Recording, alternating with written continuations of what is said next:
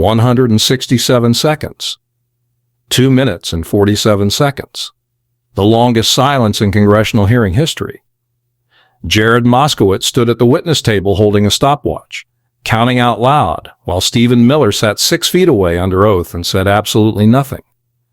Not because the question was complicated, because the answer was something he could not say in that room without destroying himself completely. The question was simple. Where is $2.7 billion? To understand why those 5 words produced 167 seconds of silence, you have to understand who was asking them.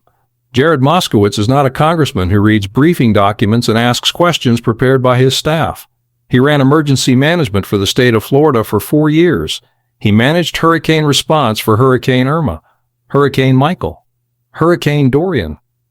He knows exactly how FEMA disaster relief funding works, how it is allocated, how it is deployed, how it is tracked, how it is audited, and what it looks like when the money does not go where it was supposed to go.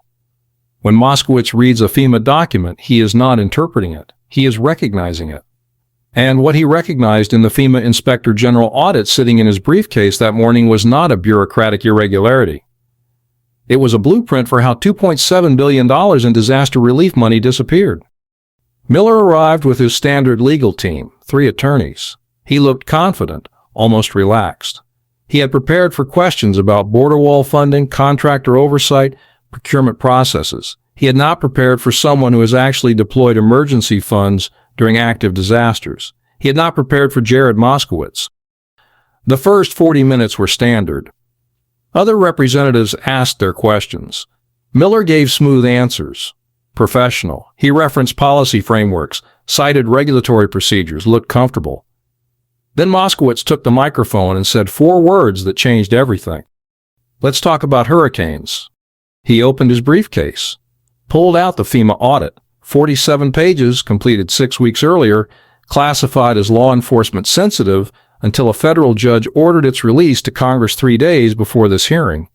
He set it on the table with a sound loud enough to echo. Mr. Miller, I ran emergency management for Florida for 4 years. I know exactly how this money is supposed to move. So when I read this audit, certain things jumped out at me. Things that do not make sense to someone who has actually done this work. He opened the report. On September 3rd of last year, you signed an emergency authorization releasing $2.7 billion from the FEMA Disaster Relief Fund. The authorization memo states immediate deployment for Hurricane Helene response and Western wildfire emergency operations. He paused. Hurricane Helene hit the Gulf Coast on August 28th, 6 days before your authorization. The damage assessments were still being conducted. FEMA had not even finished preliminary surveys, but you released $2.7 billion. He set the memo down. That is unusual, Mr. Miller. In my experience, FEMA does not release multi-billion-dollar allocations before damage assessments are complete. What was the rush? Miller leaned forward. Congressman, emergency authorizations require rapid response to ensure resources reach affected communities without. Moskowitz raised his hand. I am going to stop you right there, because I actually know what rapid response looks like, and it does not look like this. He pulled out a second document. The FEMA deployment log for Hurricane Helene. Every dollar FEMA actually spent on hurricane response. Temporary housing, individual assistance grants, infrastructure repairs, debris removal. Total FEMA spending on Hurricane Helene response through March of this year, 6 months after the hurricane, $340 million. He looked at Miller. You authorized $2.7 billion. FEMA spent $340 million. That is a discrepancy of $2.36 billion. Where is $2.36 billion? A murmur started in the gallery. Moskowitz was not done. He pulled out a third document, the National Interagency Fire Center report for last year's wildfire season. Total federal suppression costs, including FEMA contributions, $890 million across all western states, the entire season. So even if every single dollar of wildfire spending came from your authorization, which it did not, that still leaves $1.47 billion unaccounted for. He paused. Mr. Miller, where is $2.7 billion? Miller's attorney tried to interrupt. Mr. Chairman, these figures are taken out of context. FEMA accounting involves complex. The accounting is not complex. Moskowitz did not even look at the attorney. It is very simple. Money in, money out where it went. I did this for 4 years. I accounted for every dollar, every generator, every bottle of water, every emergency shelter. He turned back to Miller. So let me help you. Maybe you do not remember where $2.7 billion went. Let me show you. He pulled out the authorization form itself. At the bottom, in the section marked Recipient Entity, Emergency Response Solutions, LLC. He held it up for the cameras. Emergency Response Solutions. Sounds legitimate. Sounds like a company that responds to emergencies. He set it down. So I looked them up. He pulled out a corporate registration document. Emergency Response Solutions, LLC. Date of incorporation, August 30th. He looked up. 4 days before your authorization, the company that received $2.7 billion in disaster relief funding did not exist 1 week earlier. The room went silent. The heavy kind, Moskowitz continued. Registered agent, a corporate services firm in Wilmington, Delaware.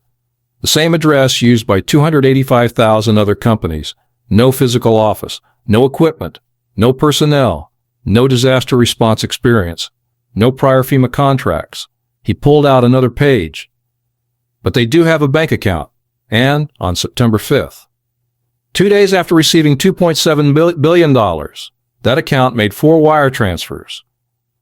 $890 million to an account in the Cayman Islands, $620 million to Switzerland, $775 million to Singapore, $415 million to the British Virgin Islands, 4 wire transfers, 4 offshore accounts.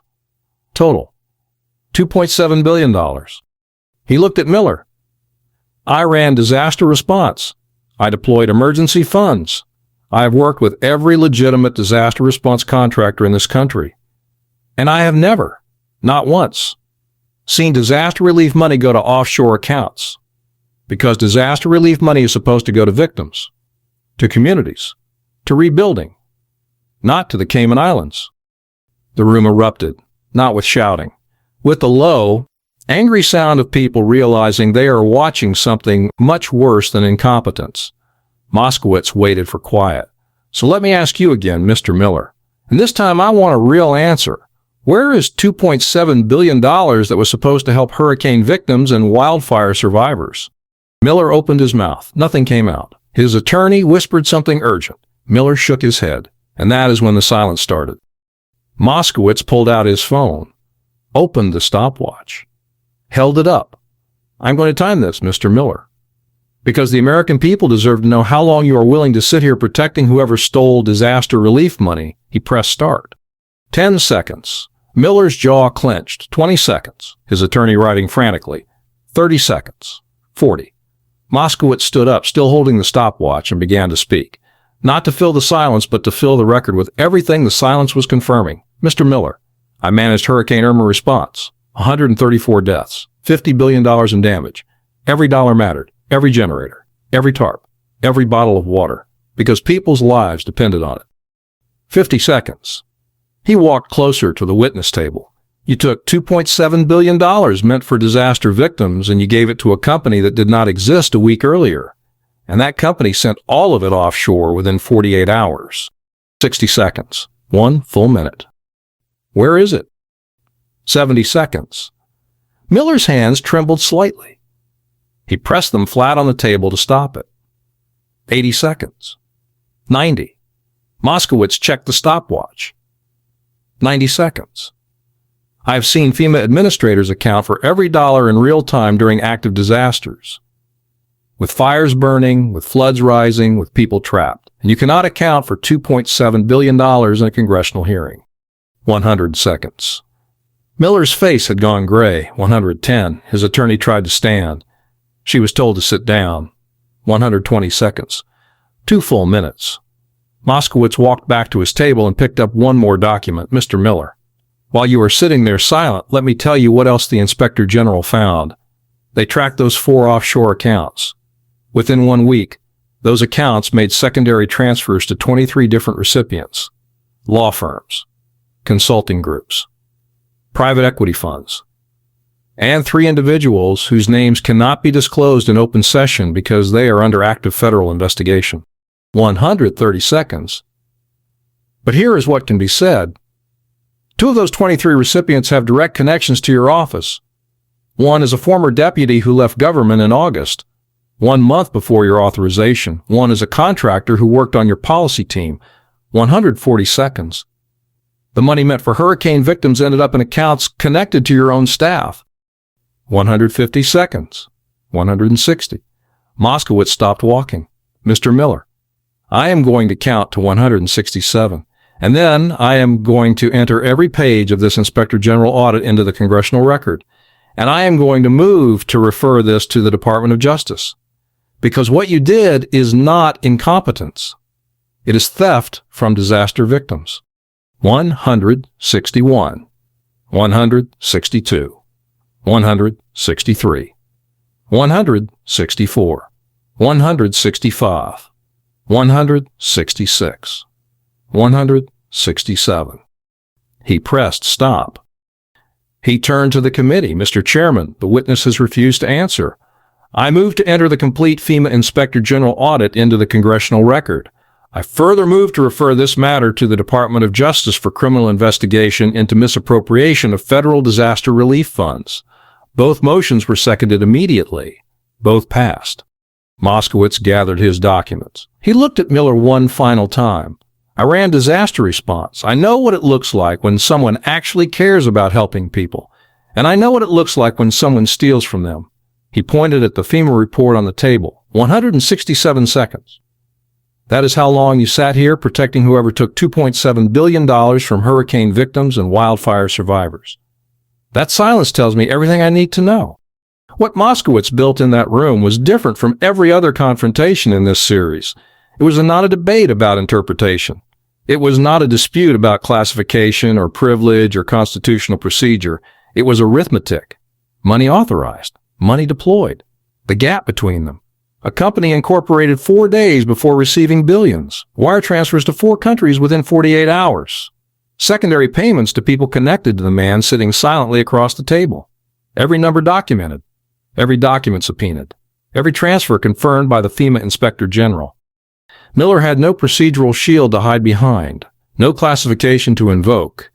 No constitutional framework to cite. The money either went where it was supposed to go or it did not. And the audit showed it did not. What it showed instead, a shell company, offshore accounts, secondary payments to former staff, is not a bureaucratic explanation. It is a pattern. The same pattern that shows up in every case where public money is redirected through entities designed to obscure where it ends up. Moskowitz knew that pattern because he had spent 4 years making sure it never happened on his watch. He had accounted for every dollar, every generator, every tarp, every bottle of water, because he understood what the money was for. It was for people who had lost everything, people whose homes were flooded, people whose neighborhoods had burned, people waiting for a check that was supposed to come from a fund that had just been emptied into 4 offshore accounts by a company that did not exist a week before it received the money. 167 seconds of silence is not a legal strategy. It is not a constitutional right being exercised. It is the sound of someone who has no answer that does not make things worse. And in a congressional hearing room, under oath, with the Inspector General audit on every screen and a former emergency management director holding a stopwatch, that silence is its own kind of testimony. The audit is in the record. The wire transfers are in the record. The shell company is in the record. The 167 seconds are in the record. And the $2.7 billion is still in 4 offshore accounts in the Cayman Islands, Switzerland, Singapore, and the British Virgin Islands, waiting for an explanation that Stephen Miller, given 167 seconds and a direct question under oath, could not provide.